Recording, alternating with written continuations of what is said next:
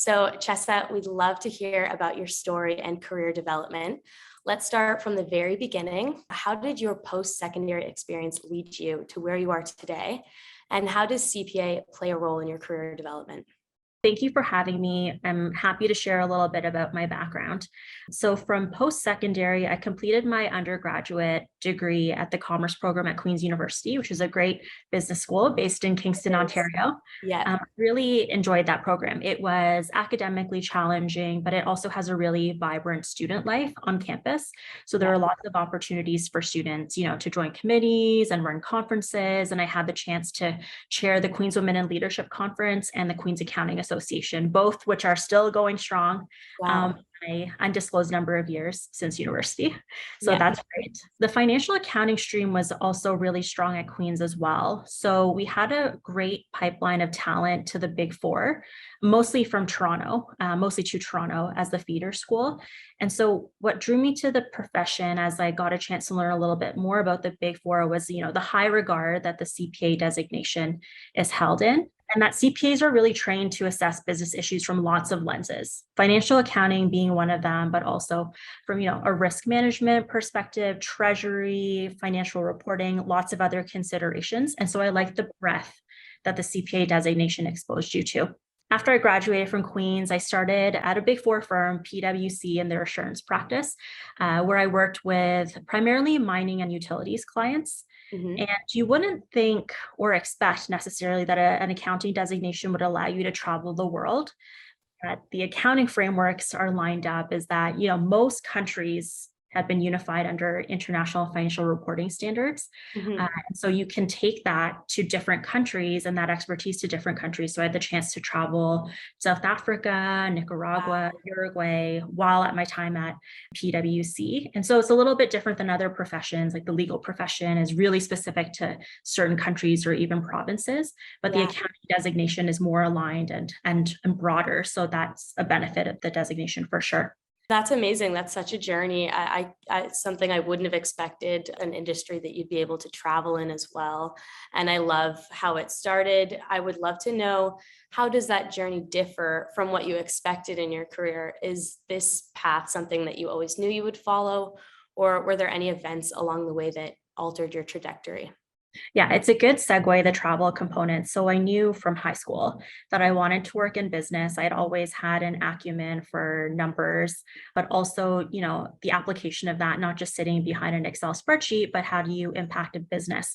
And so the CPA designation really enabled that. How it's a little bit different than what I expected is, I joined the firm. I thought I would be there for the rest of my career, but really it opened doors to a lot of other opportunities. And I ended up leaving the firm after about 8 years, which is a long time these days to stay in Yes. one place for a career. I joined a diamond mining company out in Calgary with mines based in the Northwest Territories, which really gave me a chance to work on something different. At that time, it was financial planning and analysis, which is different than audit and assurance, but the CPA was a very transferable skill at Yeah. that point. And having left and gone into industry, you kind of see what other opportunities are out there. And I had the chance to come back home to Ontario and join Ontario Power Generation, which is where I am now.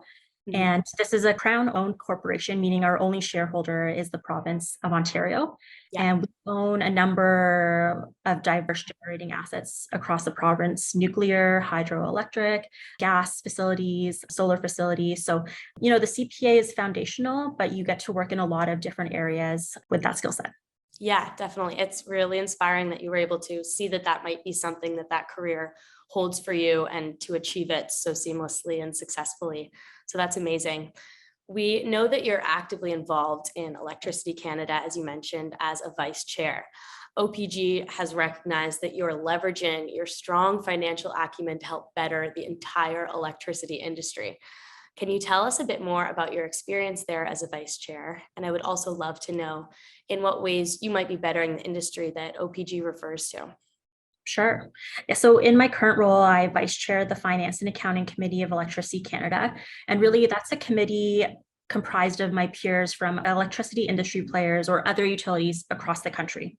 from British Columbia straight across to the Maritimes, we have a really broad and diverse group of members, which is awesome. Part of my responsibility is to stay up to date with emerging issues in the industry, of which there are many. So some recent examples are, understanding what finance's role is in the evolving energy transition that our industry is undertaking, the changes in federal regulations for investment tax credits, how do we manage the impact of inflation, and on top of that, the technical accounting changes that are coming down the pipeline, which never stop, cloud computing or rate regulated accounting. So I work with industry partners to share information to the wider committee on these topics. But the biggest and most, the most value add component of this role is really being able to interact with my peers at these different utilities and, having that network to understand some of the issues we're facing and that they're not that different from one another, even though we're sitting in different provinces. So you asked the question about how are we making a difference or bettering the industry? And I think everyone on the committee has a role to play there. My role as vice chair is to kind of help to enable that dialogue and bring these emerging issues to the table and start the conversation. But, sharing that knowledge, collaborating with one another, that will really take the industry further in terms of tackling these issues that are in front of us. Just building that network and sharing those relationships. Yeah, definitely.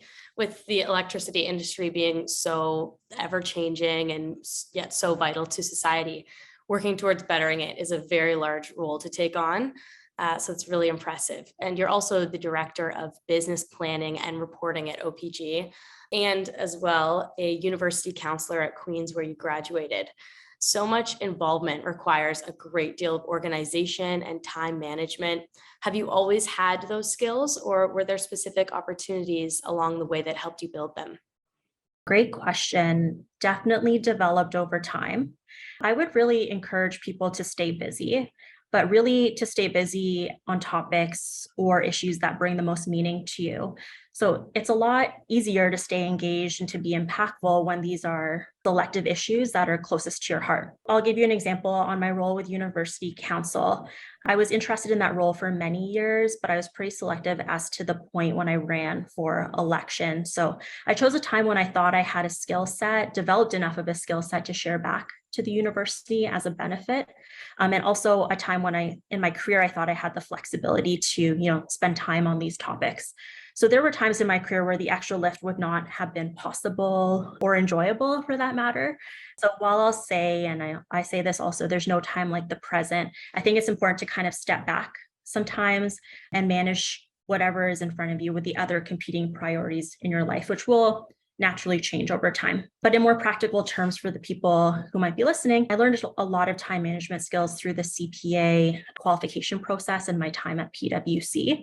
So you're studying, you're juggling that with working your first full-time job out of university, you're managing client deliverables and relationships. You might be navigating time zones or traveling for work also.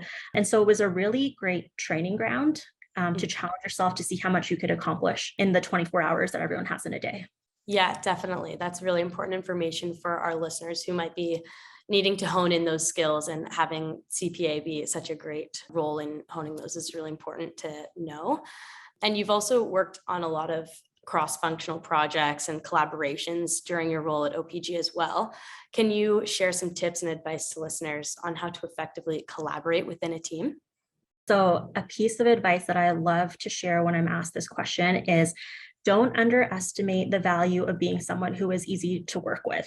And by being easy to work with, it means you're a team player and that you collaborate, but it also means that you're prepared for meetings and discussions and you're informed with the topics and you bring good questions or solutions to the issues that are at hand. You want to challenge your colleagues constructively, but you also want to be there to help roll up your sleeves whenever it's needed. So in order to effectively collaborate and be a good team player, everyone has to have the buy-in that the end goal is the best possible outcome as a team and not on an individual basis.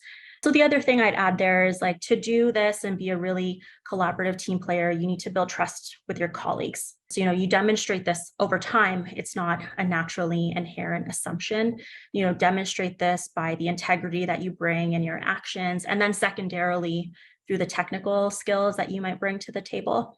But it never has failed me in my career where I try to get to know people personally and understand what's going on in their lives and what motivates them, and understanding that they are people outside of, the project that you're working on in the moment. And so when you take that time to get to know the people who are around you, the teamwork and effective collaboration and trust are just natural Yeah. byproducts. Yeah. Wow. That's a really great way to break down collaboration in a way that an individual can work on and aim towards. So you've mentioned team collaboration and time management, organization. Are there any other critical skills that you can think of to help youth succeed in the world of business?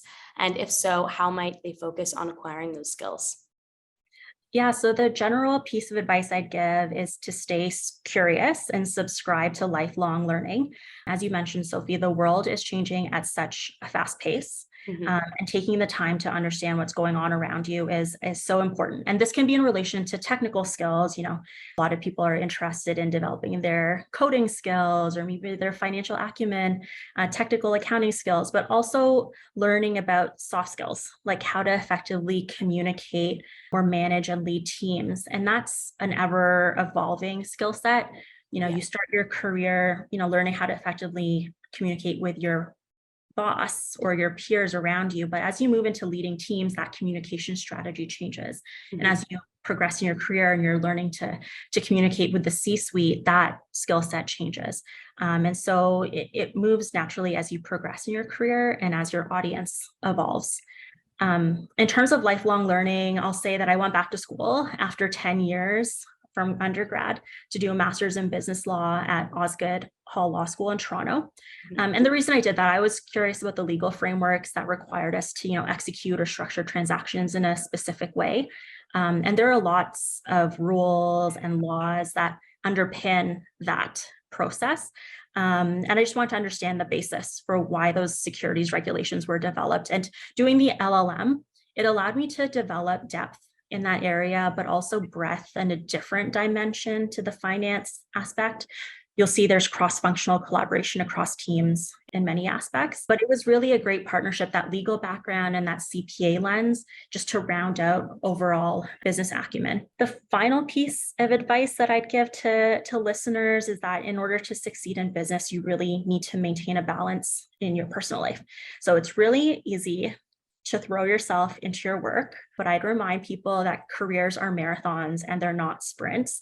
So it's really important to pace yourself. As important as it is to focus on, your career and advancing and progression, which I know there are lots of type A personalities who will focus on that. It's equally important to focus on things that matter to you outside of work, like your family, your community, your artistic or musical pursuits, whatever the case may be, and prioritize those along with your career, because sometimes spending that time away from work and prioritizing, creative pursuits will help you kind of round out your business personality, put it that way, and give you a new framework or lens to look at the issues in front of you. So that would be the ideal scenario, is to find some semblance of balance between those two.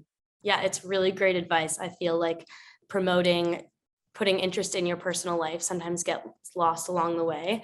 And as well, to stay curious and continue learning throughout your entire life is a really key piece of advice for our listeners. So thank you so much for sharing on that. Thanks, Sophie.